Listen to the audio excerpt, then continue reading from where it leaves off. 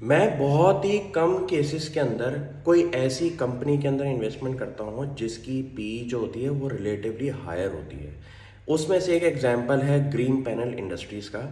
Company का core business हमारा construction material market के अंदर है, और स्पेसिफिकेशन अगर मैं बताऊं कंपनी की तो वो एमडीएफ मार्केट के अंदर ऑपरेट करती है।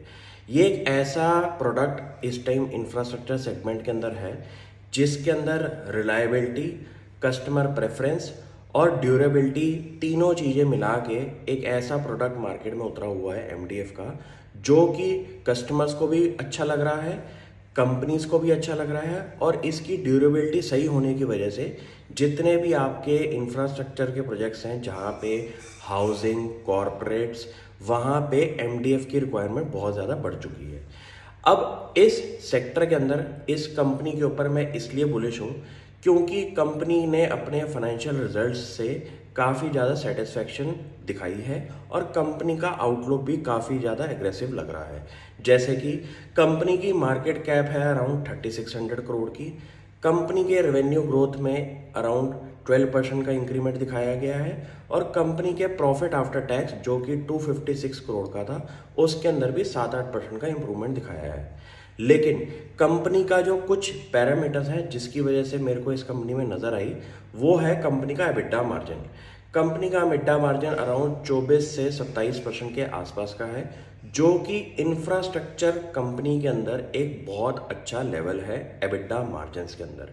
प्लस कंपनी की डेट प्रोफाइल अगर आप चेक करेंगे तो कंपनी नेट डेट फ्री है, और कंपनी के पास इस टाइम नेगेटिव 187 करोड़ का कैश पड़ा हुआ है। ये एक अच्छी प्रोफाइल है क्योंकि कंपनी इंफ्रास्ट्रक्चर सेक्टर के अंदर ऑपरेट कर रही है, तो कहाँ पे सबसे ज़्यादा दिक्कत आती है कैश फ्लोज के अंदर। यहाँ पे भी कंपनी के कैश फ्लो पोजीशन अगर आप चेक करेंगे तो काफ़ी अच्छे लेवल पे है, मोर देन 300 करोड़ का कंपनी का कैश फ्लो फ्रॉम ऑपरेशंस है।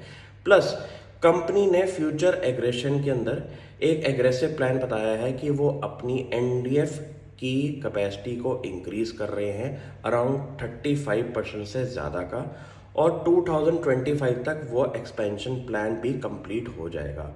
इस कंपनी ने अराउंड 600 करोड़ का केपेक्स अनाउंस किया है इस एक्सपेंशन प्लान के अंदर, और मुझे लगता है कि इंडिया के अंदर जैसे इंफ्रास्ट्रक्चर बूम हो रहा है आपके रेजिडेंशियल और कमर्शियल मार्केट के अंदर, तो ऐसी रिक्वायरमेंट आप अगर आइडेंटिफाई कर लें, कुछ ऐसे प्रोडक्ट्स आप इंफ्रास्ट्रक्चर के अंदर जो यूज़ हो रहे हैं जिनकी ड्यूरेबिलिटी भी सही होनी चाहिए, जिसके अंदर मार्केट की पार्टिसिपेशन भी जो है कस्टमर और वेंडर साइड से सही दिख रही हो, तो आपको ऐसे प्रोडक्ट्स पे इन्वेस्टमेंट का मौका ज़रूर देना चाहिए। ये ऐसे प्रोडक्ट्स हैं जिसके अंदर मार्केट के अंदर अगर कंपटीशन में कंपनीज चेक करेंगे तो बहुत ही कम लेवल की कंपनीज होंगी जो कि एक ब्रांड पे काम कर रही हों। उसमें से ग्रीन पैनल एक इंडस्ट्रीज एक मेरे हिसाब से कंपनी बैठ रही है।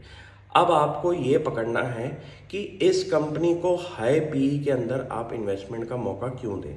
ये एक ऐसा सेक्टर है जहां पे ग्रोथ की opportunity from industry point of view बहुत ज़्यादा दिखाई दे रही है। ये एक ऐसा प्रोडक्ट है जिसके अंदर लेट सपोज हमारी इंडस्ट्री की ग्रोथ 10% की है, तो मेरे हिसाब से एमडीएफ की ग्रोथ आपकी अराउंड 15 से 20% की होनी चाहिए, क्योंकि टारगेट मार्केट साइज जो है इस प्रोडक्ट का बहुत बड़ा है।